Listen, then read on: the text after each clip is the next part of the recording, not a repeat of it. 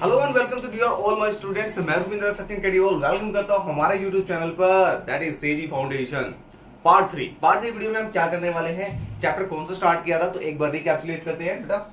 Life process chapter जो biology का सबसे इंपॉर्टेंट चैप्टर, सबसे मतलब लेंथी चैप्टर माना जाता है। ठीक है, इसके 2 पार्ट ऑलरेडी अपलोड हो चुके हैं। थर्ड पार्ट में हम स्टार्ट करने वाले हैं हमारे रेस्पिरेशन प्रोसेस के बारे में। अजय एक क्वेश्चन सबसे पहले इंपॉर्टेंट, ठीक है, जब भी मैं वीडियो स्टार्ट करता हूं या जब भी वीडियो में कुछ स्टार्टिंग करनी होती है तो मैं हमेशा बताता हूं कि जब भी वीडियो हम कर रहे हैं तो उस वीडियो में से सबसे इंपॉर्टेंट क्वेश्चन कौन सा बनेगा।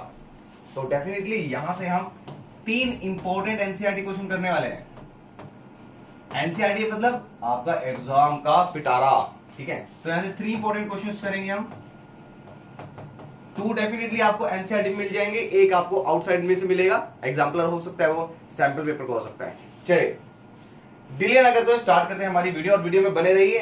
जिन्होंने फर्स्ट और सेकंड वीडियो नहीं देखी है भाई, अच्छी बात नहीं है, वो देख लेना भाई, ठीक है। चलिए स्टार्ट करते हैं।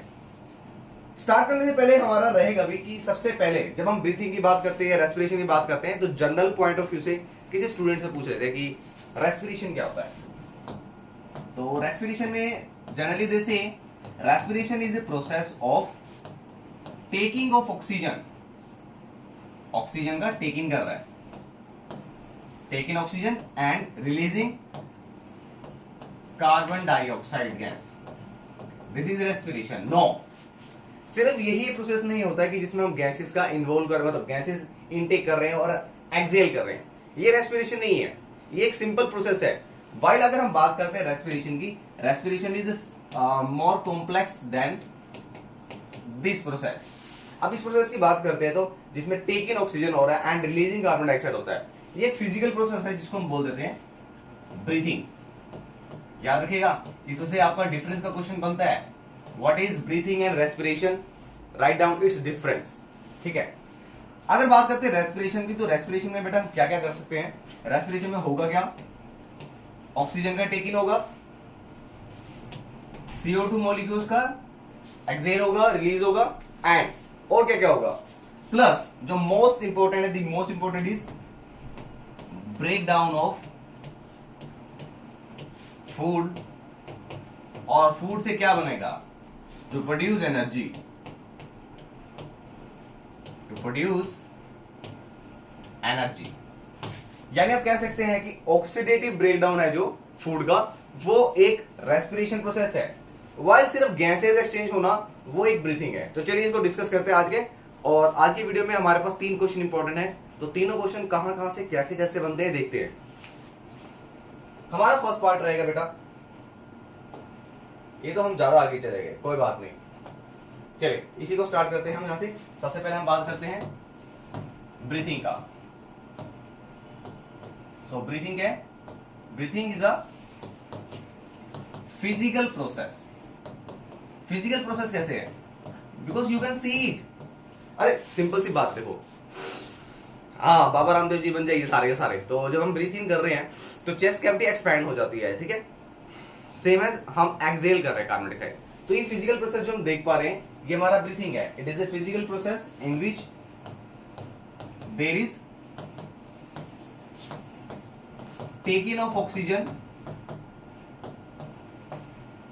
and releasing of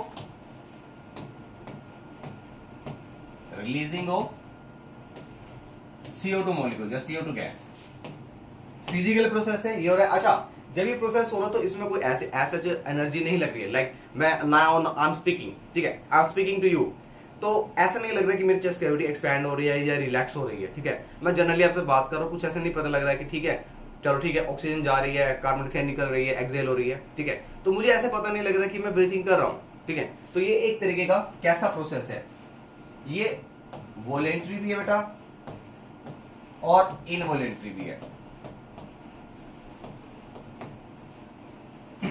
इसमें किसी भी टाइप का एनर्जी का यूज नहीं होगा या प्रोडक्शन नहीं होगा। So no energy is produce. इसमें कौन कौन से ऑर्गन इन्वॉल्व है, अभी हम पूरे डिटेल में करने वाले हैं कि रेस्पिरेशन प्रोसेस में और कौन कौन से इन्वॉल्व है। तो अभी के लिए बता देता हूं कि जब एयर जाती है तो नोस्ट्रिल से जाती है, ठीक है, नोज से जाती है, फिर यहां से फेरिंग्स होता है एंड देन लंग्स, ठीक है, तो इसमें क्या क्या इन्वॉल्व है बेटा? It involve pharynx, nose and lungs. कोई एनर्जी का प्रोडक्शन नहीं हो रहा और एक एक्सट्रैक्टेड है, ऐसे नहीं है कि जो हम ब्रीथिंग कर रहे हैं वो ब्रीथिंग अंदर जा रही है, ठीक है ना, ठीक है। इनका प्रोसेस सिर्फ है लंग्स तक का, तो ये एक एक्स्ट्रा सेलुलर प्रोसेस है या एक्सटर्नल प्रोसेस है। ये हो गया हमारे ब्रीथिंग के बारे में। अच्छा, सेम है, हम रेस्पिरेशन के बारे में भी तो बात कर सकते हैं, ठीक है, तो बिल्कुल करेंगे। तो रेस्पिरेशन क्या होता है? क्या होगा हमारा रेस्पिरेशन? कोई सा रेस्पिरेशन बोलता है, कोई रेस्पिरेशन बोलता है। क्या कह रहे हो सर? हमें तो सिर्फ वर्ड से मतलब नहीं है, हमें तो सिर्फ डेफिनेशन चाहिए, राइट? एग्जाम में वही आएगा, ठीक है ना। जैसे बोलते हैं ना वो 3 इडियट्स में, simple mechanics, up and down up and down. हाँ, और वहां पे कौन आता है? वायरस, वायरस नहीं, कौन सा था वो? पूरी स्टेटमेंट सुनाता है, सर कहता है यही एग्जाम में आएगा, आपको तो यही लिखना होगा। आप बुक से ज्यादा जानते हैं क्या? हाँ, नहीं जानते भाई, लेकिन आपको डेफिनेशन तो पता होना चाहिए। बट साइंस के कंसेप्ट में बेटा आपको जब भी डेफिनेशन राइट करनी है तो उसका मीनिंग पता होना चाहिए, because it will be easier method कि आप उसे लॉन्ग टाइम तक रिटेन करके रख सकते हैं। चलिए, रिटेंशन की बात करते हैं, रेस्पिरेशन की बात करते हैं। तो रेस्पिरेशन क्या है? रेस्पिरेशन में 2 प्रोसेस इन्वॉल्व है बेटा। एक तो ऑक्सीजन का टेक इन करना, कार्बन डाइऑक्साइड का रिलीज होना, plus break down of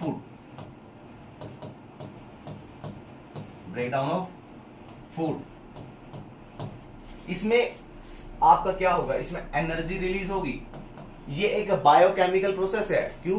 because जो फूड ब्रेक डाउन होगा बेटा, जो भी कार्बोहाइड्रेट स्टार्च प्रेजेंट होगा, कार्बोहाइड्रेट्स की बात करें, वो ग्लूकोज में ब्रेक होगा, ग्लूकोज देन फर्दर आगे डिवाइड होगा, ठीक है, जिससे एनर्जी बनेगी एटीपी की फॉर्म में।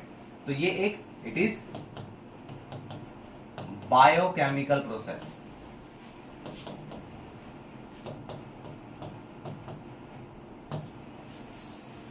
थर्ड पॉइंट देखते हैं और क्या हो सकता है। अच्छा, बायोकेमिकल प्रोसेस है, एनर्जी रिलीज हो रही है, सो lot of amount of energy is released,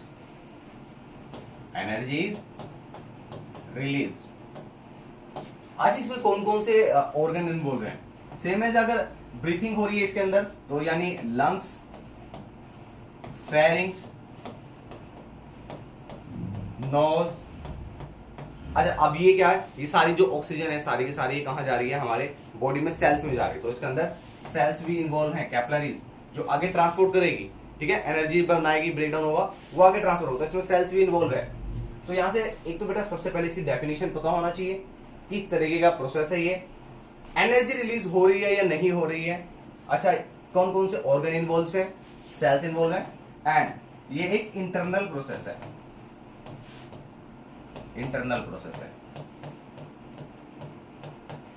ठीक है ना। तो respiratory breakdown of oxidative breakdown of respiratory substrate, यानी जो सबस्ट्रेट ब्रेक हो रहा है, फूड ब्रेक हो रहा है ऑक्सीजन की प्रेजेंस में और कार्बन डाइऑक्साइड रिलीज हो रहा है, तो ये बन गया हमारा रेस्पिरेशन। चलिए, अब यहां से आपका क्वेश्चन क्या बनता है? आपका क्वेश्चन बनेगा difference between breathing and respiration, ठीक। तो यहां से मिनिमम आपको 3 पॉइंट्स, मतलब ये क्वेश्चन अगर प्रीवियस ईयर के क्वेश्चन उठा के आप देखेंगे तो ये क्वेश्चन आपको 3 मार्क्स में मिलेगा, 2 मार्क्स में मिलेगा, 3 मार्क्स में तो नहीं पूछेगा। तो फर्स्ट वाले पॉइंट में आप लिख सकते हैं इसकी डेफिनेशन, ठीक है।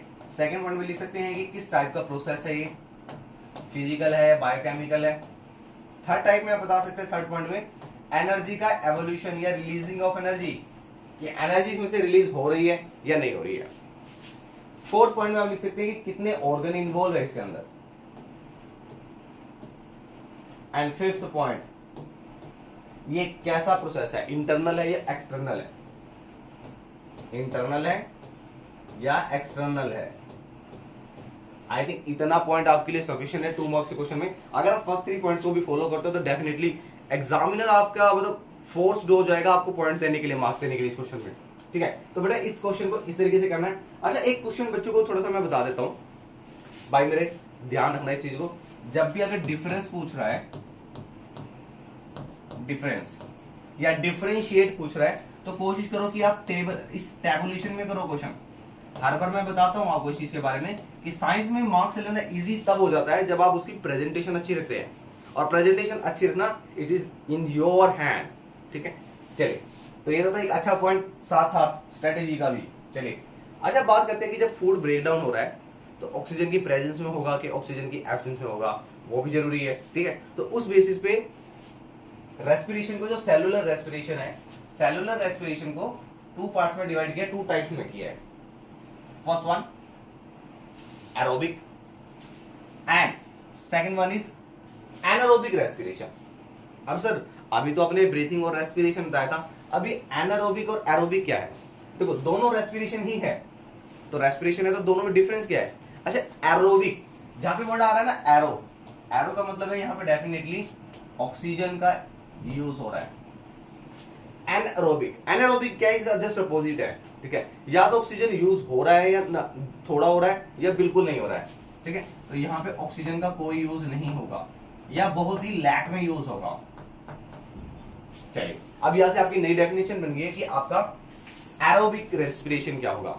एरोबिक का मतलब मैंने ऑक्सीजन का यूज कर रहे हैं। ठीक है, रेस्पिरेशन का मतलब क्या था बेटा? रेस्पिरेशन का मतलब था कि फूड को ब्रेक डाउन करना, एनर्जी को रिलीज करना, कार्बन डाइऑक्साइड को रिलीज करना। ठीक है, तो यहां से इसकी डेफिनेशन बनती है oxidative breakdown of respiratory substrate. बहुत ही इंपॉर्टेंट और मतलब बहुत ही सुपर लाइन लगती है मुझे। Respiratory substrate is called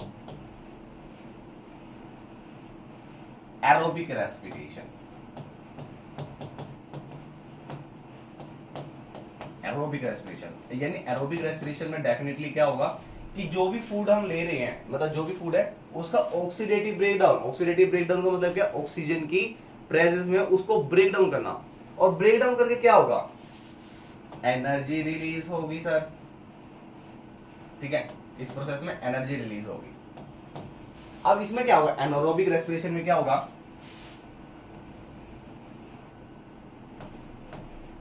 breakdown of respiratory substrate. अच्छा, रेस्पिरेटरी सबस्ट्रेट में लिख रहा हूं, इसका मतलब क्या है? जहां पे भी वर्ड लिख रहा हूं ना रेस्पिरेटरी सबस्ट्रेट, तो रेस्पिरेटरी सबस्ट्रेट का मतलब है फूड। मैं स्लैश करके लिख देता हूं, जो भी हम टेक इन कर रहे हैं, food in absence of oxygen और लैक ऑफ ऑक्सीजन। ये हमारा फूड मिट गया, वैसे नहीं खाते हम, ऑक्सीजन और लैक ऑफ ऑक्सीजन। अच्छा, यहां से आपका क्वेश्चन बनता है भाई, बता दो पहले ही, ये क्वेश्चन हर बार प्रीवियस ईयर के अगर क्वेश्चन उठाओगे आप तो वहां पे आप देख लेना इसके ऊपर बने थे। अगर लास्ट ईयर की बात करते हैं 2022 के जितने भी सैंपल पेपर थे, 21, 22, सर अभी तो हुआ ही नहीं 22 का। अरे 22 का तो हो चुका है भाई, 2021 और 22 का पेपर उठाओगे टीवाई का उसका।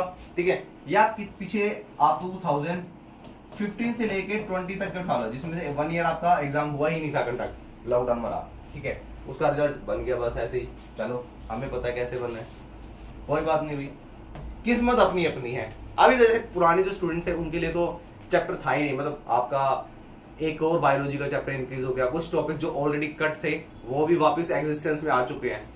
वेरी बैड, जो टॉपिक कट गए थे। अच्छा, एक चैप्टर आपका कट गया, मेरा बहुत फेवरेट था यार, केमिस्ट्री का चैप्टर कट गया, वो उसके लिए RIP करना पड़ेगा। अच्छा चैप्टर था क्योंकि वहां से डेफिनेटली फिक्स होता था कि क्वेश्चन आना है। यस यस बिल्कुल, पीरियोडिक क्लासिफिकेशन का। चलिए, ये हमारा PY क्वेश्चन है और यहां से इंपॉर्टेंट क्वेश्चन बनेगा भाई साहब, बनेगा। चलिए, इक्वेशन देख लेते हैं सबसे पहले कि सबसे पहले अगर हम बात करते हैं ऑक्सीजन की प्रेजेंस में, तो ऑक्सीजन की प्रेजेंस में होगा क्या? अच्छा, यहां से मैं क्वेश्चन पहले ही बता देता हूं कि क्वेश्चन क्या बनेगा। क्वेश्चन ये बनेगा कि एक तो इसमें सिमिलैरिटी पूछ लेगा कि जो एरोबिक और एनारोबिक रेस्पिरेशन है इसमें सिमिलैरिटीज क्या है। फर्स्ट क्वेश्चन, वो इतना ज्यादा इंपॉर्टेंट नहीं है, मतलब 40% चांस होंगे भी इसके पूछ सकता है। मेनली क्वेश्चन जो ज्यादा बनता है वो बनता है एरोबिक और एनारोबिक रेस्पिरेशन में डिफरेंस क्या है, फर्स्ट पार्ट। ठीक है, दूसरा इन तीनों की इक्वेशंस। ठीक है, चलिए अब देखते हैं हमारे पास इक्वेशन क्या बनेगी। तो इक्वेशन में सबसे पहले बात करते हैं ऑक्सीजन की प्रेजेंस की बात करते हैं। तो सबसे पहले भाई सेम प्रोसेस, एक सिमिलरिटी क्या होगी, इधर it is in the presence of oxygen, इधर is in the absence of oxygen. ठीक है, दोनों में क्या होगा देखते हैं। तो ये हमारे पास है बेटा ग्लूकोज, इसका फॉर्मूला है आपका C6H12O6। ये ग्लूकोज सबसे पहले होगा क्या, इट ब्रेक डाउन पार्शली, जिसको हम बोल देते हैं ग्लाइकोलाइसिस।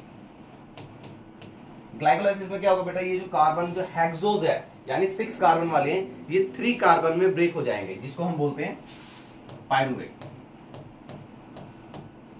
ना पायरुवेट क्या होगा, this pyruvate again getting break down, but वो डिपेंड करता है कैसे होगा। अगर हम बात करते हैं कि वो ऑक्सीजन की प्रेजेंस में है, ठीक है, तो ऑक्सीजन की प्रेजेंस में, अच्छा इसको क्रैब साइकिल बोलते हैं, याद रखना, कभी अगर पूछ लिया तो क्रैब साइकिल। अब होगा कि ये जो पायरुवेट है यानी जो सेमी ब्रेकडाउन है, ये सेमी ब्रेकडाउन अगर इसे ऑक्सीजन मिली, प्लेंटी ऑफ ऑक्सीजन, मतलब अच्छी ऑक्सीजन की सप्लाई हुई, तो ये जो पायरुवेट है ये ब्रेक डाउन हो जाएगा, और ब्रेक डाउन होके क्या बनाएगा, ये CO2 रिलीज करेगा, वाटर एंड एनर्जी। और ये एनर्जी किस फॉर्म में होगी, ये ध्यान रखना आपको, ये आपकी ATP की फॉर्म में स्टोर होगी। यही ATP यानी एडिनोसाइन ट्राइफॉस्फेट ये आपकी यूज हो जाएगी कहां पर, to do the metabolic activities. अगर बात करते हैं सारा प्रोसेस होगा कहां, ये होगा बेटा आपका माइटोकॉन्ड्रिया में, माइटोकॉन्ड्रिया में।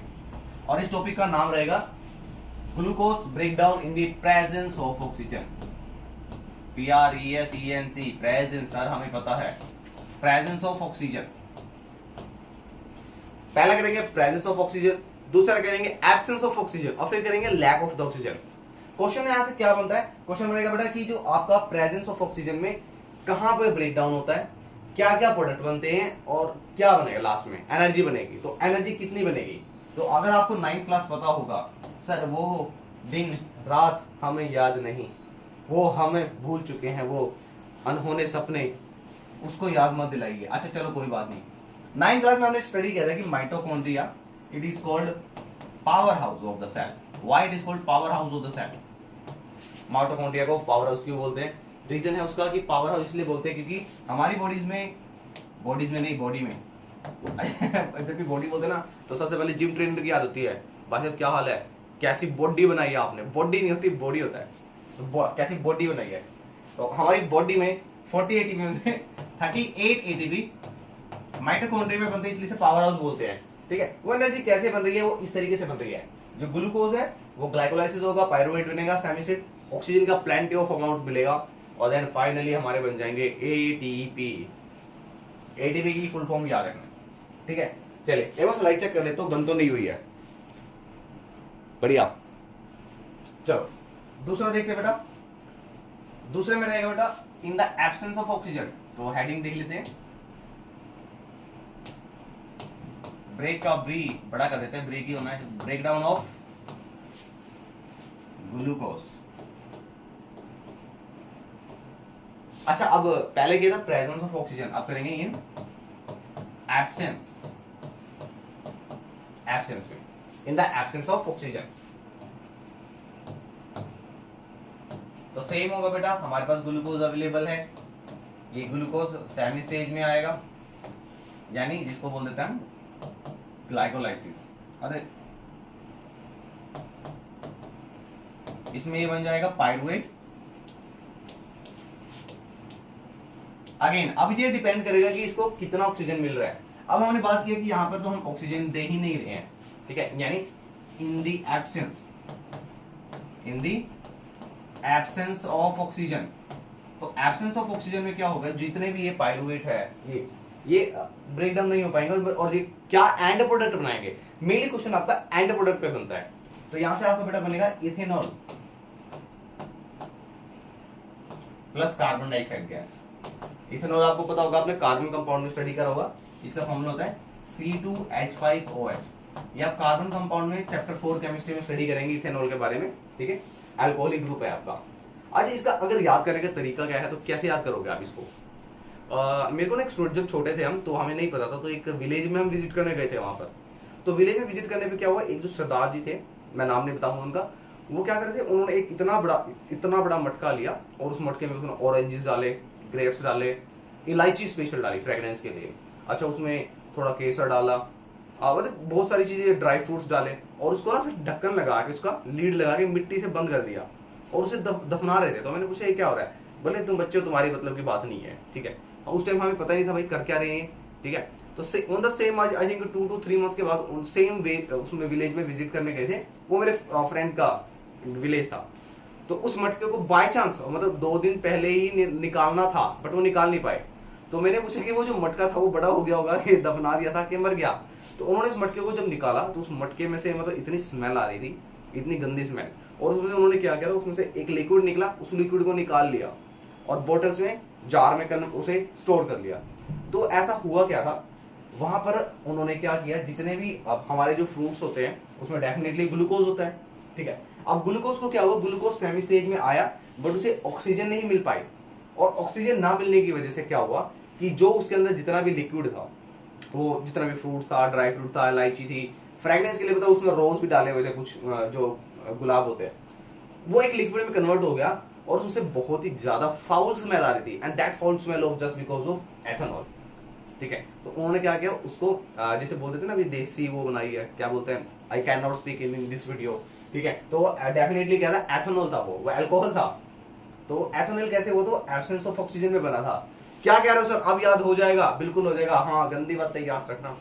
चलो कोई बात नहीं, लेकिन क्वेश्चन हमारा यहाँ से बनेगा कि जब हमारा ऑक्सीजन की एब्सेंस होती है, तो ऑक्सीजन की एब्सेंस में ethanol is the main product with the releasing of some gas, ठीक है ना। तो एब्सेंस में हो गया हमारा, प्रेजेंस में हो गया। अब देखते हैं थर्ड है हमारा, अरे ये भूल गए हम, हाँ एब्सेंस ऑफ ऑक्सीजन में तो है, बट ये होता कहाँ है, ये भी इंपॉर्टेंट है। जैसे हमने स्टार्टिंग किया था, प्रेजेंस ऑफ ऑक्सीजन है, तो प्रेजेंस ऑफ ऑक्सीजन रही थी माइटोकॉन्ड्रिया में। एब्सेंस कहां रहेगा, ये ईस्ट में रहेगा, ईस्ट सेल में। ईस्ट में फर्मेंटेशन होगा इसका, मतलब एब्सेंस ऑफ ऑक्सीजन में होगा सारा का सारा। चलिए अब देखते हैं इसका लैक ऑफ ऑक्सीजन में क्या होगा। लैक ऑफ ऑक्सीजन का मतलब क्या है, लैक ऑफ ऑक्सीजन का मतलब है कि ऑक्सीजन अवेलेबल होगी बट बहुत ही लेस अमाउंट में। अब यहां से क्वेश्चन आपका बनेगा, एनसीईआरटी क्वेश्चन है जो आपका, ये आपका एनसीईआरटी बैक एक्सरसाइज क्वेश्चन बनेगा, एनसीईआरटी। तो देखते हैं क्वेश्चन क्या बनेगा।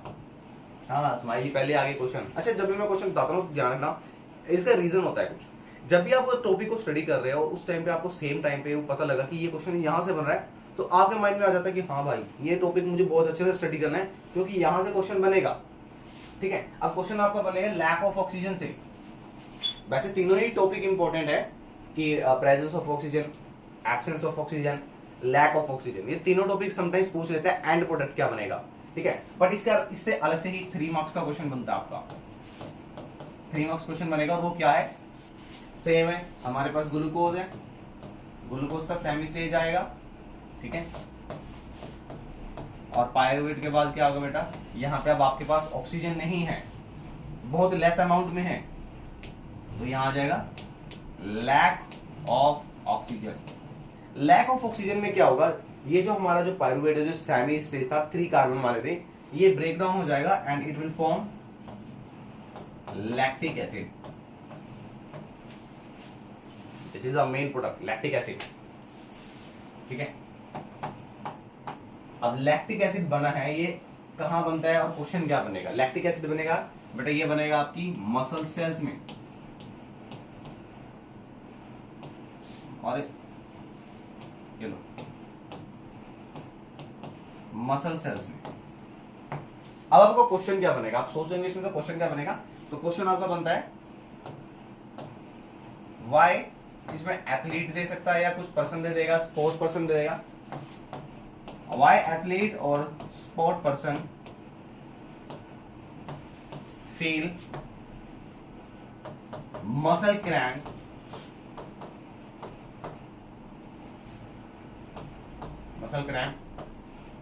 after heavy workout।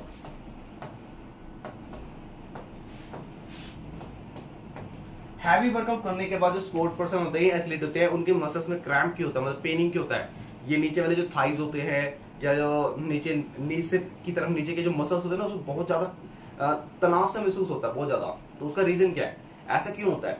तो ऐसा इसलिए होता है कि जब ग्लूकोज, मतलब जितना ऑक्सीजन का उनका रिक्वायरमेंट होता है, ऑक्सीजन का जितना रिक्वायरमेंट होता है, ठीक है।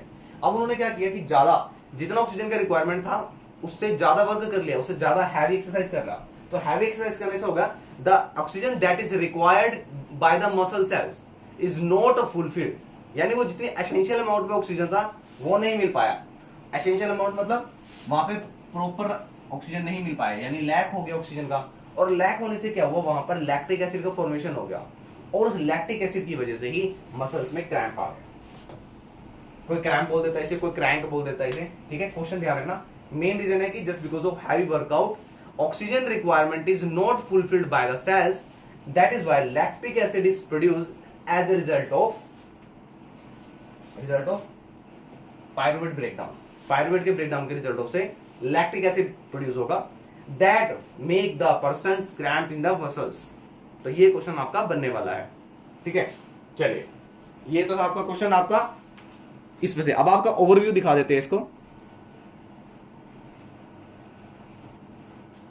चलिए, अच्छा इसका आप देखते हैं इसका ओवरऑल इक्वेशन क्या। ओवरऑल इक्वेशन में क्या है कि मतलब तीनों, मतलब कहते हैं ना भाई, जैसे एक ट्यूशन सेंटर लिखा होता है कि physics chemistry mathematics biology on the one shadow, मतलब वन फ्लोर। तो एक फ्लोर पे सारी चीजें आपको अवेलेबल है, हर चीज मिल रही है आपको। तो ऐसे ही ये तीनों रिएक्शन थी, कौन कौन सी, presence of oxygen, absence of oxygen and lack of oxygen. तो ये तीनों रिएक्शन को हम कैसे लिख सकते हैं सिंगल, एनसीईआरटी में भी ऑलरेडी बना हुआ, और एनसीईआरटी से ही ले रहा हूं मैं पिक्च। तो एनसीईआरटी से उठा रहा हूं बेटा पिक्चर, देखते हैं। तो ये रहा आपका भाई, ये रहा आपका लैक्टिक एसिड है, यहाँ पे एनर्जी बनेगी थोड़ा सा। ये होगा आपका मसल सेल्स में, absence of oxygen muscle cells में। यहाँ भी आपका कंप्लीट ब्रेकडाउन है, जिसमें आपका कार्बन डाइऑक्साइड निकल रहा है, H2 निकल रहा है, प्लस जो एनर्जी थी वो एटीपी की फॉर्म में बनेगी, ठीक है। सेम एज यहाँ पर क्या होगा बेटा, एब्सेंस ऑफ ऑक्सीजन में क्या होगा, मेन प्रोडक्ट आपका आ रहा है एथेनॉल, ठीक है। सेम वो CO2 बनेगा और यहाँ से एनर्जी बनेगी। बट ये जो दोनों केसेस में एनर्जी बन रही है यहाँ पर, ये बहुत ही लेस अमाउंट में होगी। अरे ये लेस अमाउंट में होगी, ये ध्यान रखना आपने। मेन प्रोडक्ट क्या है बेटा, CO2 H2 और एटीपी एनर्जी। यहाँ पे भी एनर्जी बनेगी बट लेस अमाउंट में, यहाँ पे भी एनर्जी बट बहुत लेस अमाउंट में। तीनों में कॉमन क्या है, एनर्जी।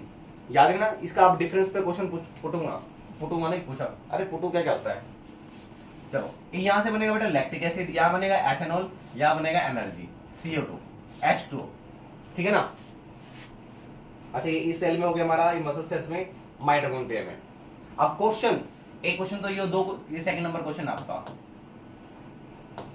फर्स्ट कौन सा था सर, अरे फर्स्ट आप ध्यान नहीं दे रहे हो वीडियो में। ब्रीथिंग और रेस्पिरेशन पे बताया तो था आपको, ब्रीथिंग और रेस्पिरेशन पे डिफरेंस में पूछ लेगा। थर्ड क्वेश्चन क्या है आपका, अब थर्ड क्वेश्चन देखते हैं। हलूल जलूल बात करते हैं, कहां सुना ये वर्ड, एक मूवी में सुना था और मिस्टर पांडे जी से सुना था।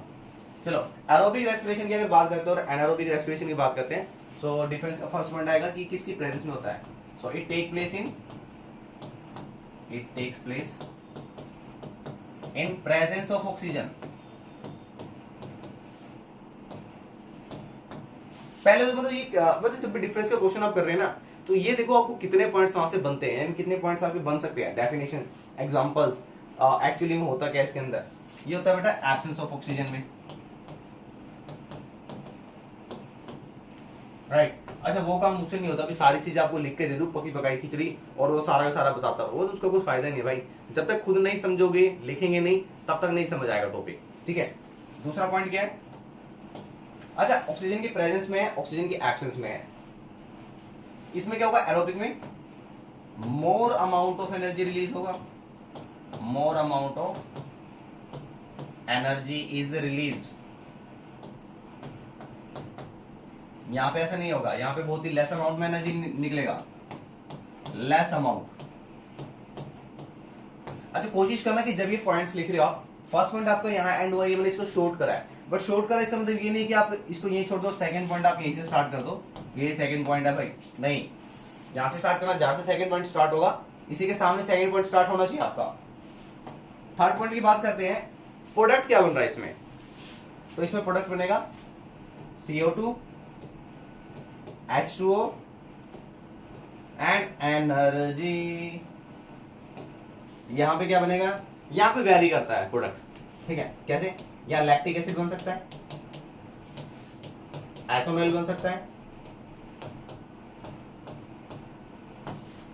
एंड CO2, और एनर्जी कॉमन है बट ये लेस अमाउंट में है, तो एनर्जी के जब आप लिखोगे तो उसमें लिख सकते हो कि लेस अमाउंट ऑफ एनर्जी बनेगा। फोर्थ पॉइंट है इंपॉर्टेंट पॉइंट, कहां पे होता है? So it take place in mitochondria, और ये हमारा हो जाएगा एग्जांपल में आ जाएगा yeast cell and muscle cells, muscles में या मसल सेल। तो ये इंपॉर्टेंट पॉइंट है बेटा। ये आपको हो गया क्वेश्चन नंबर 3। मैंने आपको वादा किया था निभाया भी है, थर्ड क्वेश्चन भी कराया भी है। चलो आगे देखते हैं, आगे वाले क्वेश्चन में क्या, एक क्वेश्चन और बता देता हूं, 3 की जगह 4 बताता हूं। अच्छा एनसीईआरटी में है तो इंपॉर्टेंट है। चलिए ना अब बात करते हैं गैसियस एक्सचेंज के बारे में प्लांट्स में। ये तो था गैसियस एक्सचेंज कैसे हो रहा है, ठीक है, मतलब फूड का ब्रेकडाउन हो रहा है, रेस्पिरेशन हो रहा है। अब बात करते हैं कि gaseous exchange of gases in plants में ऐसा क्या होता है, अभी कैसे गैसेस एक्सचेंज होता है, ठीक है। तो इसके लिए तो हमें सबसे पहले गैसेस एक्सचेंज ह्यूमन बीइंग करना पड़ेगा, करेंगे, इसके बाद करेंगे, छोटा सा टॉपिक है इसको फिनिश करते हैं। अच्छा गैसेस एक्सचेंज प्लांट्स की बात करते हैं तो plants have no such specific organ, इसके पास कोई स्पेसिफिक ऑर्गन तो नहीं है गैसेस एक्सचेंज करने के लिए। और होता भी क्या, हमने स्टडी किया था, प्लांट्स करते हैं फोटोसिंथेसिस, और फोटोसिंथेसिस में there is releasing of oxygen and taking of carbon dioxide, तो ये गैसेस एक्सचेंज होता है। बट ये गैसेस एक्सचेंज होता कैसे है? It take place by the diffusion. 9th class की वीडियो अगर आप देख सकते हैं सेल की, तो उसमें बताया हुआ है लो सोल्यूट कंसंट्रेशन से हाई सोल्यूट कंसंट्रेशन तक लिक्विड या सोलवेंट मॉलिक्यूल्स का फ्लो करना, दैट इज कॉल्ड डिफ्यूजन, ठीक है। अब जहां पे गैस लिक्विड हो गया, गैसेस हो गया, अब गैसेस, अब CO2 गैस मैंने आपको बताया था जब आपका कैल्विन साइकिल में, तो कैल्विन साइकिल में जब वाटर का ब्रेकडाउन होगा यानी फोटोलाइसिस होगा, तो इसमें से ऑक्सीजन रिलीज होगा, आयंस रिलीज होंगे, इलेक्ट्रॉन्स रिलीज होंगे। ये जो ऑक्सीजन रिलीज होगी ये तो हाई कंसेंट्रेशन में है, ये हाई कंसेंट्रेशन से लो कंसेंट्रेशन की तरफ जाएगा, यानी प्लांट से आउट जाएगा, ठीक है। ये हमारा पावर बन जाएगा NADPH और ATP। चलो मेन पॉइंट है हमारा ऑक्सीजन का, तो हाई कंसेंट्रेशन से लो कंसेंट्रेशन तक जाएगी ऑक्सीजन, तो इस तरीके से इवॉल्व हो जाएगी, रिलीज हो जाएगी प्लांट से। तो बट एक क्वेश्चन ये भी आता, मैंने आपको लास्ट क्वेश्चन दिया था एक बार फर्स्ट वीडियो में, आई थिंक सेकेंड वीडियो में था। क्वेश्चन क्या था, क्वेश्चन देखते हैं। भूत, अच्छा भूत होते हैं कि नहीं, कहते हैं ना कि ट्रीज के नीचे नहीं सोना चाहिए, तो ऐसा क्यों था, कि वहां पे उसका रीजन ये है या कुछ और साइंटिफिक फंडा है? साइंटिफिक फंडा ही होता है यार, भूत वगैरह कुछ नहीं होते ऐसा, ठीक है। मेरे दोस्तों को छोड़ के, मेरे दोस्त भूत एग्जिस्ट करते हैं, ठीक है, लेकिन जो दूसरे वाले डराने वाले भूत है ना वो नहीं। मेरे वैसे दोस्तों की शक्ल देख के वैसे डर जाओगे आप, क्या कह रहे हो, सब दोस्तों की बेइज्जती कर रहे हो, ऐसे ही है वो। तो क्वेश्चन मेरा था why one should not sleep under tree.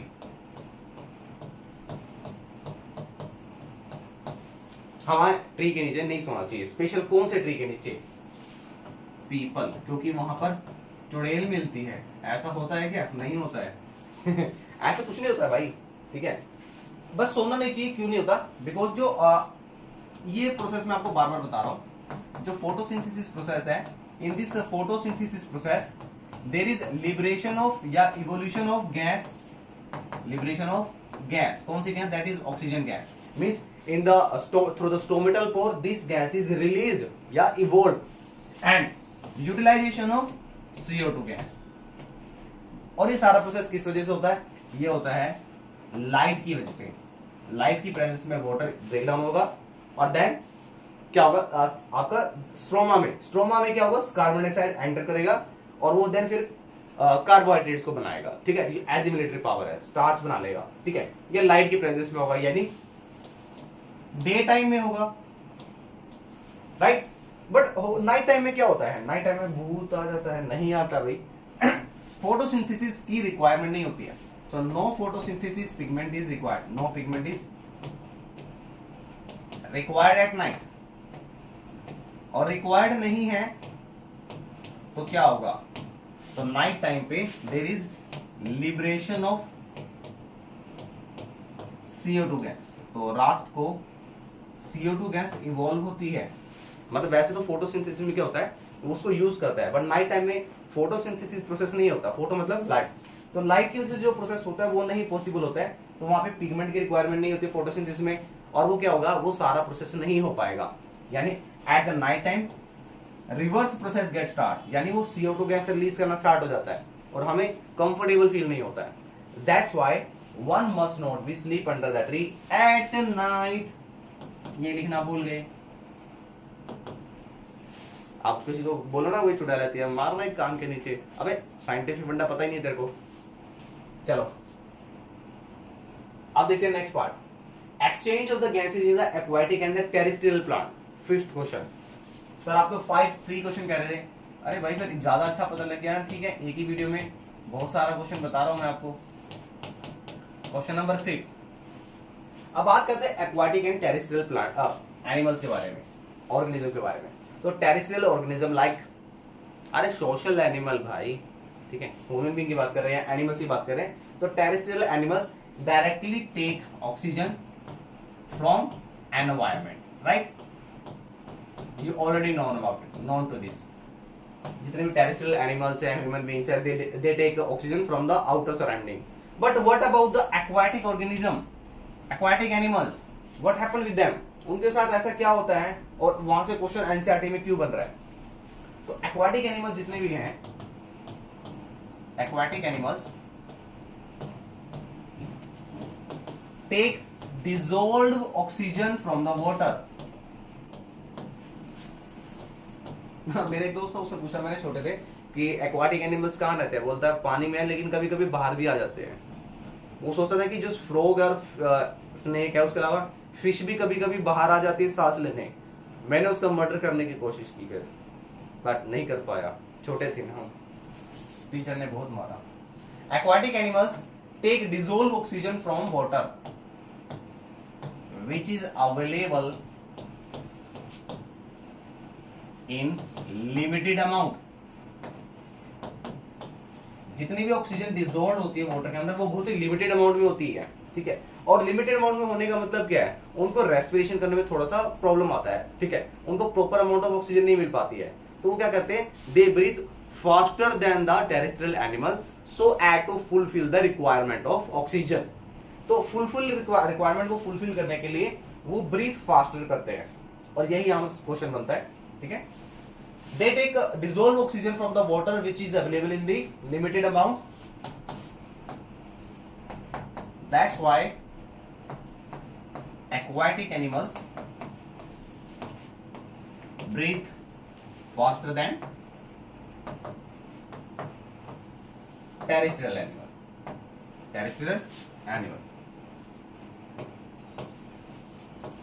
यहां से क्वेश्चन बनेगा भी कि why aquatic animals breathe faster than terrestrial animal. तो reason being because terrestrial animals take oxygen directly from the environment, but for the aquatic animals they have the specialized organs to take oxygen. और वो क्या क्या है? moist skin and gills in fish. ठीक है, skin and gills.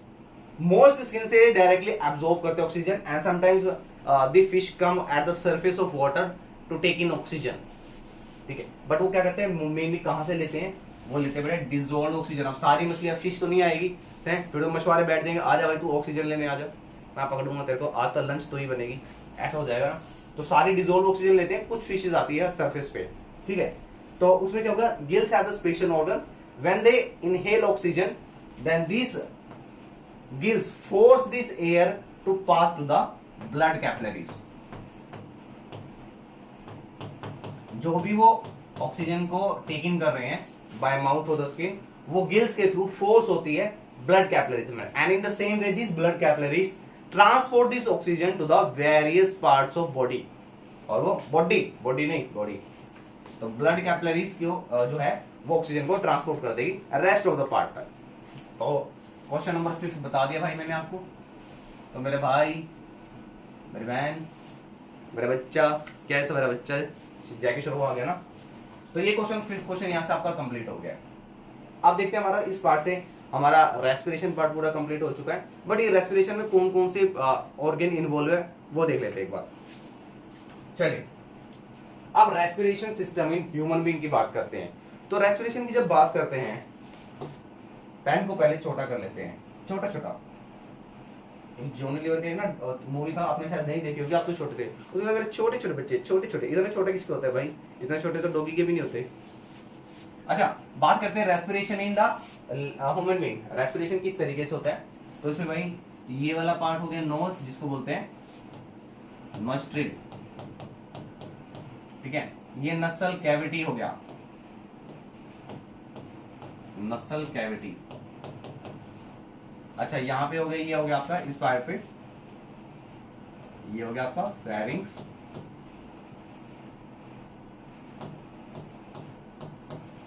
और pharynx के just नीचे बेटा यहां पर होगा लैरिंक्स, जिसको हम बोल देते हैं वॉइस बॉक्स। एक एक करके थोड़ा थोड़ा सा इसका डिस्कशन कर लेते हैं। वॉइस बॉक्स पे एक छोटा सा क्वेश्चन आता है, ठीक है।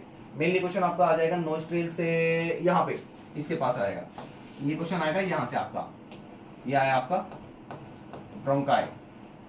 ब्रोंकाई जो फर्दर डिवाइड हो जाएगा 2 ब्रोंकियोल्स में, ब्रोंकियोल्स में। ये ब्रोंकियोल्स फर्दर डिवाइड हो जाएंगे सेकेंडरी ब्रोंकियोल्स में। ये कुछ इस तरीके से हो जाएगा, यहां पे नीचे की तरफ ये एक्सटेंड होती रहेगी। ये सेकेंडरी ब्रोंकियोल्स है, सेकेंडरी ब्रोंकियोल्स। अब इस सेकेंडरी ब्रोंकियोल्स के अंदर एल्वुलर सैक होते हैं, यहां पे ये एल्वुलर सैक हो गए, और इस एल्वुलर सैक के अंदर यहां बना लेते हैं, ये हो गया एल्वुलर सैक, एल्वुलर सैक। और इस एल्वुलर सैक के अंदर क्या होता है बेटा, कैविटीज होती है, बैलून लाइक स्ट्रक्चर होते हैं, जिसको हम बोलते हैं बैलून लाइक स्ट्रक्चर होते हैं, इसको हम बोलते हैं एल्वुलाई। लिखने में एल्वुली आता है लेकिन एल्वुलाई होता है। अब ये सारा प्रोसेस होता है कि इसको देखते हैं। जो हमारा जो रेस्पिरेशन प्रोसेस स्टार्ट होता है वो स्टार्ट होता है एक्सटर्नल नॉस्ट्रिल से, एक्सटर्नल नॉस्ट्रिल से। सो एक्सटर्नल नॉस्ट्रिल काम क्या करती है, external nostril is like below the noise, ये नोज के बिलो होता है, बिलो में होता है। And from this part we take in oxygen. अब ये कहते हैं इसके अंदर जो नोस्ट्रिल है, नोस्ट्रिल के अंदर आ जाएगा नसल कैविटी। नसल कैविटी में क्या होगा, ये कैविटी होगा, it is divided into the नसल सेप्टम बाय नसल सेप्टम। ये जो दोनों नोज होती है ये दोनों डिवाइड होती है नसल सेप्टम से, इसको बोल देते हैं नसल सेप्टम। अच्छा ये ओरल कैविटी से डिवाइड थोड़ा अलग होता है बाय ए बोनी पैलेट। ये ओरल कैविटी हो गया, यहां लिख देते हैं ओरल कैविटी। तो ओरल कैविटी से एक बोनी प्लेट के से सेपरेट होता है, बोनी पैलेट। सो बोनी पैलेट से एक सेपरेट होता है ओरल कैविटी से, बोनी पैलेट से ऊपर आ जाएगा नोस्ट्रिल, ये बाहर आ जाएगा आउटर नोस्ट्रिल, और फिर नसल कैविटी, देन इंटरनल नोस्ट्रिल, ठीक है। अच्छा इस नोस्ट्रिल के अंदर यहां पर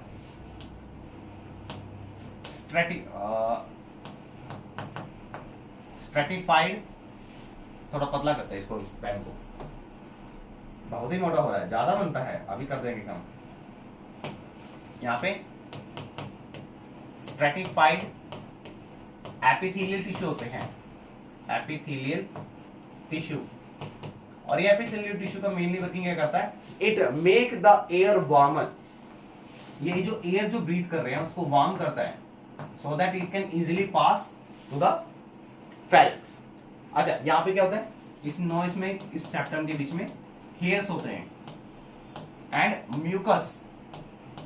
ये म्यूकस का मेनली फंक्शन क्या होता है, सेम एक बार बहुत पहले क्वेश्चन पुट अप किया होता।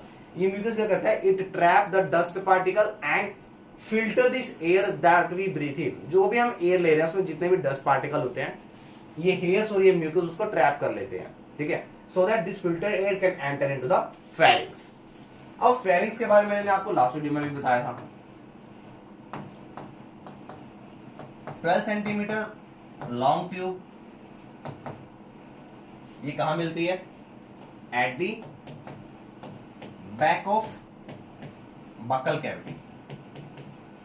बक्कल कैविटी की बैक साइड में होता है। और इसके बारे में पूरा डिटेल में बताता हूं मैं आपको। मैंने लास्ट टाइम भी बताया था कि जो फेरिंग्स होती है वो किस तरीके से स्टार्ट होता है। कुछ इस तरीके से होता है, ये आ गया, ज्यादा पतला हो गया, ये कुछ इस तरीके से आ गया। और ये अच्छा, यहाँ पे क्या है बेटा, यहाँ से ओरल कैविटी से यहाँ से एयर आएगी। अच्छा, एयर डायरेक्टली एंटर करती है तो इसके ऊपर एक प्रोटेक्टिव लेयर होता है। लेयर भी नहीं, प्रोटेक्टिव एक लीड होती है।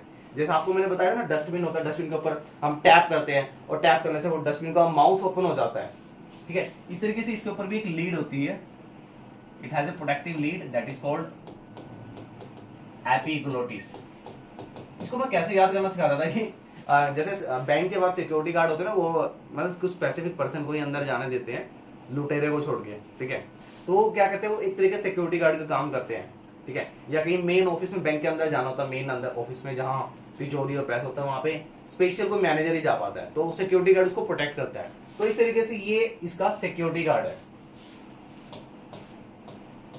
ये इसका सिक्योरिटी गार्ड है। ये किसकी सिक्योरिटी करेगा? ये इस पाइप की सिक्योरिटी करेगा। और ये पाइप क्या है? ये है wind pipe. So whenever we take in oxygen और whenever we speaking, whenever thinking, when we are sleeping, so all the time we take in oxygen. तो ऑक्सीजन टाइम पे this lead get open so that air can easily pass through the wind pipe. This air pass through larynx which produce sound। ठीक है, तो ये air जब भी पास करनी होगी यहां से, एयर की जब when I am talking about air, तो एयर का मतलब यहां पर है ऑक्सीजन। ठीक है, this oxygen pass into this wind pipe and whenever we take food, swallowing the food, तो जब हम फूड खा रहे हैं तब क्या होगा? तब भी इस पाइप में जाना चाहिए और नहीं, ऐसा नहीं होता। Whenever we take food then the food get enter from this side, that is called food pipe और oesophagus. At this time this lead get closed, that's why it is called security guard। ये security किससे कर रही है? जो food हम swallow कर रहे हैं उससे। अगर फूड यहां आ गया then it will be problematic, right? So it becomes closed। अच्छा, बात कर रहे थे उसके बाद हम यहाँ पर फेरिंग्स की। फेरिंग्स एक लॉन्ग ट्यूब है जो पैसेज, एयर पैसेज का काम करती है टू द लैरिंग्स या आगे कैनल तक। नाउ लैरिंग्स की बात करते हैं। लैरिंग्स को हम बोलते हैं voice box. It is also known as voice box. ये क्या होता है? ये पबर्टी से पहले, पबर्टी मतलब मेच्योरिटी से पहले, इट इज इनकंस्पीशियस इंकंस्पीशियस होता है। इंकंस्पीशियस का मतलब होता है कि प्रॉपरली ग्रो नहीं होता है। बट जैसे पबर्टीज आती है तो बॉयज के अंदर क्या होता है कि जो विंड पाइप होती है वो थोड़ी सी ग्रो कर जाती है साइज में as comparison to girls, and it become prominent and protrudes out called Adam's apple। Adam's apple. अब एडम्स एप्पल क्या होता है कि जब ये मेच्योरिटी आती है, रिप्रोडक्टिव मेच्योरिटी आती है, तो ये विंड पाइप होती है जो बॉयज की, it grow in size little bit than girls में ग्रो नहीं करती है। तो क्या होगा, इसमें वोकल कॉर्ड्स होते हैं दोनों साइड पे। It has the vocal cords on the both side. That vocal cords, when air pass through that vocal cord, then it vibrate and produce sound। वो साउंड को प्रोड्यूस करता है, मतलब साउंड को प्रोड्यूस करेगा। ठीक है, तो ये होते हैं एडम एप्पल्स या वॉइस बॉक्स की वॉइस किस तरीके से प्रोड्यूस होती है। तो एडम्स एप्पल में जो वोकल कॉर्ड होते हैं, वोकल कॉर्ड्स वाइब्रेट करते हैं एंड वाइब्रेट करने से वो साउंड प्रोड्यूस करते हैं। चलो एक एग्जांपल देखते हैं किस तरीके से साउंड प्रोड्यूस कर रहे हैं। एक एक्टिविटी करेंगे। आपको क्या करना है कि आपने एक हैंड को यहाँ पे रखना है। ठीक है, और कोई भी अल्फाबेट्स बोलना है। यहाँ पे तो गुदगुदी हो रही है मेरे को। ठीक है, कुछ भी बोलेंगे आप, कुछ भी बोले, चला ए। ठीक है, आप ए बोल रहे हैं, आप बी, तो यहाँ पे कुछ वाइब्रेशन प्रोड्यूस होगी। तो वाइब्रेशन कैसे होगी?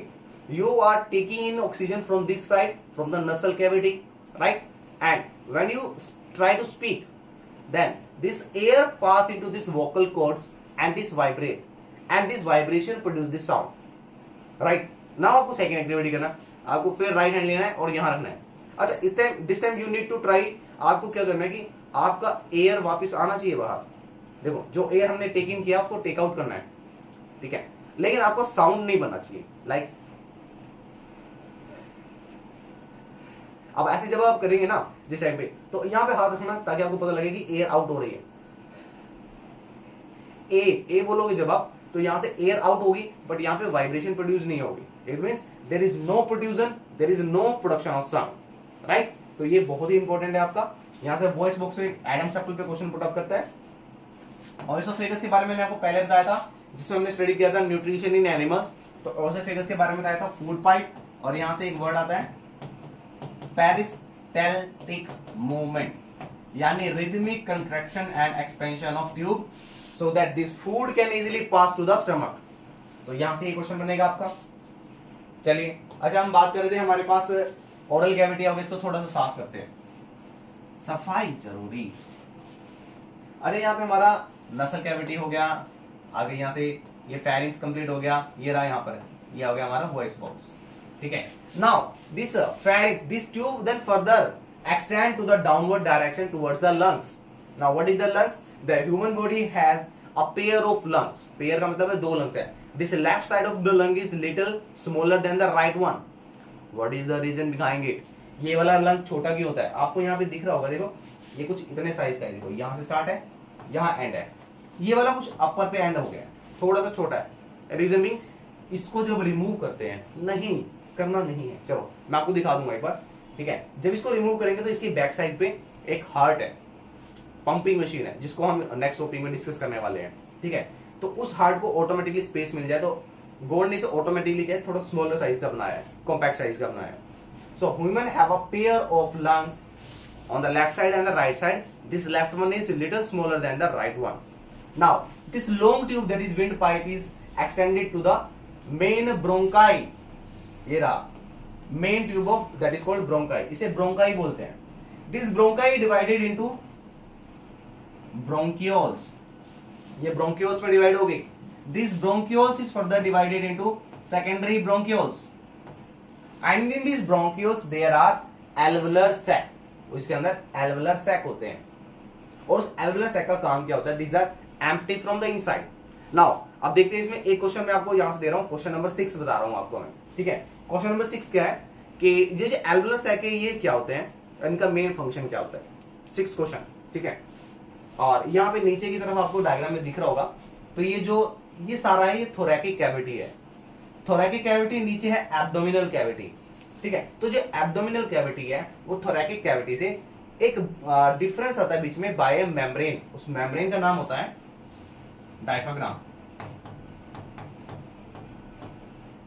डायफ्राग्राम अभी वर्किंग कैसे करता है इसके लिए मैं एक वर्किंग मॉडल का एक शॉर्ट वीडियो डालने वाला हूं आपके लिए, बट आपको एक्सप्लेन कर देता हूं, ठीक है। अब होता क्या है, जैसे ये हमारे यहाँ से फेरिंग्स, ये आगे ट्यूब एक्सटेंड हो रही है, ब्रोंकाई, देन ब्रोंके डिवाइड हो जाती है ब्रोंकियोल्स में, एंड ब्रोंकियोल्स में सेकेंडरी ब्रोंकियोल्स यानी ब्रांच होती है फर्दर, ठीक है। वो फर्दर ब्रांच के अंदर छोटे छोटे एल्वेलर सैक होते हैं, मिलियंस ऑफ सैक्स होते हैं, सैक्स नहीं सैक होते हैं, मतलब बैलून लाइक स्ट्रक्चर होते हैं।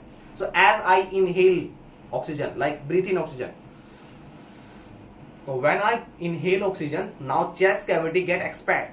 तो why this chest cavity get expand? ये क्यों फूल गई है? तो ऐसा रीजन क्या है? एक्सपैंड करने का रीजन क्या है?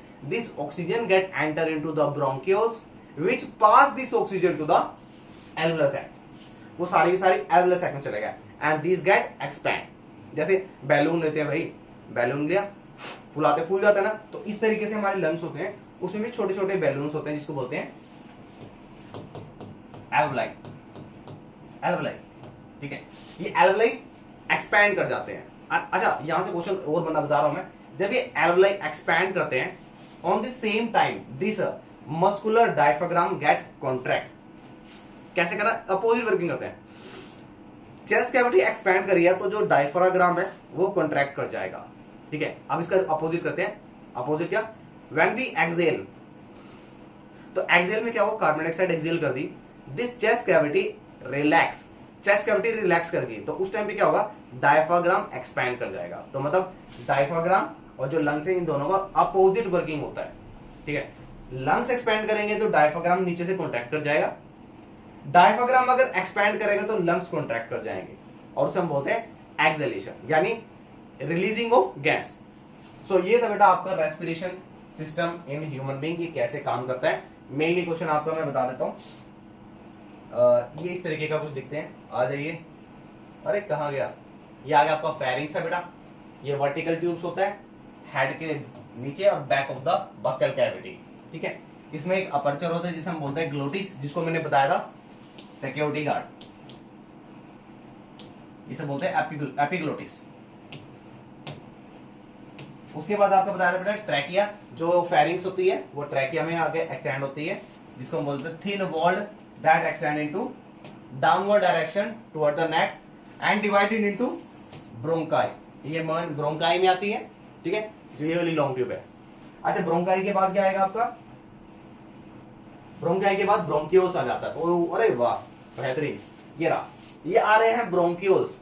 अच्छा, ब्रोंकियोल्स फिर फर्दर डिवाइड हो जाएगा, इसको थोड़ा सा हम वाइड कर लेते हैं। ये आपकी मेन ब्रोंकियोल्स आ रही है देखो, और ये सेकेंडरी ब्रोंकियोल्स आ गई, ठीक है। अभी सेकेंडरी ब्रोंकियोल्स ये जा रही है टर्शरी मतलब डिवाइड होती रहती है आगे, और उसके अंदर ये एल्वुलर सैक है सारे के सारे, ये देखो ये सारे के सारे एल्वुलर सैक है। छोटे छोटे बैलून्स है, ये छोटे छोटे बैलून्स है, ये छोटे छोटे बैलून्स होते हैं alveoli. These alveoli are mainly responsible for gaseous exchange in human.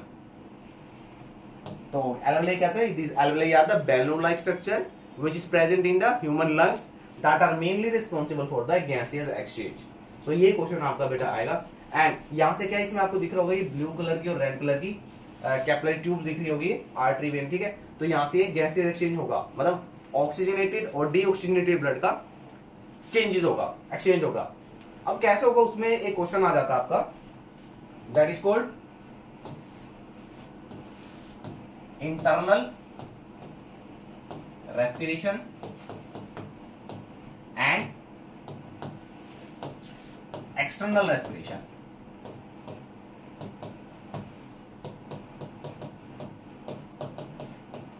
ठीक है, इंटरनल और एक्सटर्नल रेस्पिरेशन। अच्छा, एक्सटर्नल रेस्पिरेशन क्या होगा बताता हूं मैं। एक्सटर्नल रेस्पिरेशन में क्या होगा, द एयर वी टेक इन, अब कहां से लिए, नोज, नोज से वो पास करेगी bronchi, bronchioles, alveolar sac. Now जी एल्वुलर सैक है, जो एल्वुलर सैक क्या करेगा, ये जो ऑक्सीजन है ये ट्रांसफर कर देगा किसमें, ब्लड में। Now what happen during the physical exercise या व्हाटएवर वी आर लिविंग, तो लिविंग टाइम पे क्या होगा, हम ऑक्सीजन को यूज करेंगे and producing energy, and at the same time there is the concentration of CO2 gas is produce in body, ठीक है। अब वो CO2 गैस क्या होगा, वो बॉडी के अंदर ज्यादा होगा उसका कंसंट्रेशन, वो ब्लड के थ्रू जाएगा, ये CO2, दिस CO2 कंसंट्रेशन या CO2 gas through the blood enter into the lungs in the alveolar sac. Now here what happened, there is the exchange of gas.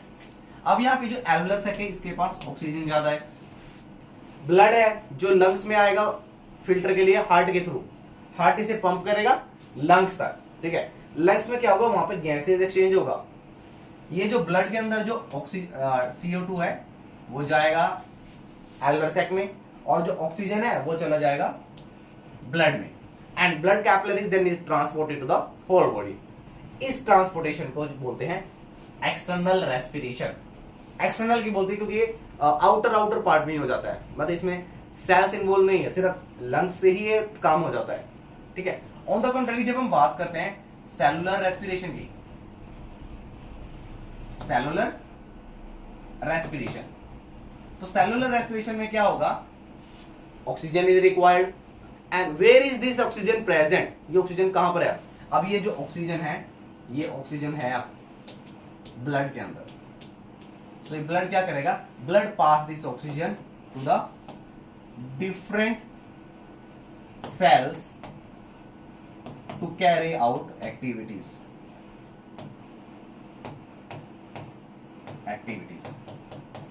तो दूसरी एक्टिविटीज को करने के लिए जो ब्लड है वो इस ऑक्सीजन को सेल्स के अंदर ट्रांसफर कर देगा। नाउ सेल से मतलब ब्लड से लेकर डिफरेंट सेल्स में ट्रांसफर करना, दैट इज कॉल्ड इंटरनल। अब सेल्स तो बॉडी के बहुत अंदर होती है, स्ट्रक्चरल यूनिट होती है। तो ये जब ब्लड इस ऑक्सीजन को ट्रांसपोर्ट करेगा सेल्स के अंदर, that is called internal respiration. ये आपका एक्सटर्नल क्वेश्चन है, मतलब जितना एनसीईआरटी से क्वेश्चन बनते थे हमने डिस्कस कर लिए। ये एक एक्स्ट्रा क्वेश्चन था, एक्सटर्नल आपके सैंपल पेपर में मिल जाएगा ये question, what is internal and external respiration. तो वो टॉपिक आप यहां से कवर कर सकते हैं। So this is all about the today's video. और इस वीडियोस में हमने बहुत सारे क्वेश्चन डिस्कस करे हैं जो एनसीईआरटी बैक एक्सरसाइज और एग्जांपल में मिलेंगे। आई थिंक मजा आ गया होगा भाई इस टॉपिक में। मेरे ख्याल से जिन्हें वीडियो देख ली होगी ना, उसका एक भी क्वेश्चन नहीं छूटेगा एनसीईआरटी और एग्जाम्पलर से। चलिए अब बात करते हैं कि कल के टॉपिक में हम क्या करने वाले हैं। एक बार गो थ्रू आपको वीडियो दिखा देता हूं मैं, आपको हिंट। हम बेटे स्टार्ट करने वाले हैं ट्रांसपोर्टेशन। इंपॉर्टेंट पार्ट रहने वाला है। यहां से आपका क्वेश्चन जो बनता है, शॉर्ट क्वेश्चन बनेगा ब्लड के ऊपर, ठीक है। ब्लड में कितने टाइप की सेल्स होती है, इन प्लेटलेट्स के क्या फंक्शन होता है, इस वजह से शॉर्ट क्वेश्चन बनते हैं आपके। एक क्वेश्चन आपका पड़ेगा लिम्फ पे, लिम्फ क्या होता है, लिम्फेटिक वेसल्स क्या होती है, इनका फंक्शन क्या होता है, ठीक है। इंपॉर्टेंट क्वेश्चन है, शॉर्ट क्वेश्चन बनेंगे यहां से सारे सारे। अच्छा, ब्लड के बारे में आपके शॉर्ट क्वेश्चन बनेंगे सारे। अच्छा, ये पार्ट मेरे को सबसे इंपॉर्टेंट पार्ट लगता है, इसमें से प्लेटलेट्स पे हम बात करेंगे। अच्छा, एक बड़ा ही फंडा सा सुना है मैंने कि जो प्लेटलेट्स होते हैं ना, जिनको नहीं पता होता बोलते हैं प्लेट्स। अरे प्लेट्स का कोई यहाँ पे कोई क्रॉकरी की दुकान थोड़ी खुली है। तो प्लेटलेट्स का हम बात करने वाले इंपॉर्टेंट क्वेश्चन है। और ट्रांसपोर्टेशन हम सारा करेंगे इसमें। ट्रांसपोर्टेशन करेंगे ह्यूमंस में एंड प्लांट्स में, ठीक है। तो ये करेंगे हम बेटा नेक्स्ट वीडियो में बात। इस वीडियो में इतना ही, और मिलेंगे नेक्स्ट वीडियो में। तब तक के लिए हमारे साथ वीडियो में बने रहे, ध्यान रखें। और पीडीएफ अगर चाहिए तो आप ज्वाइन कर सकते हैं टेलीग्राम चैनल, टेलीग्राम करो, ठीक है। तो टेलीग्राम चैनल पे आपको पीडीएफ मिल जाएगी।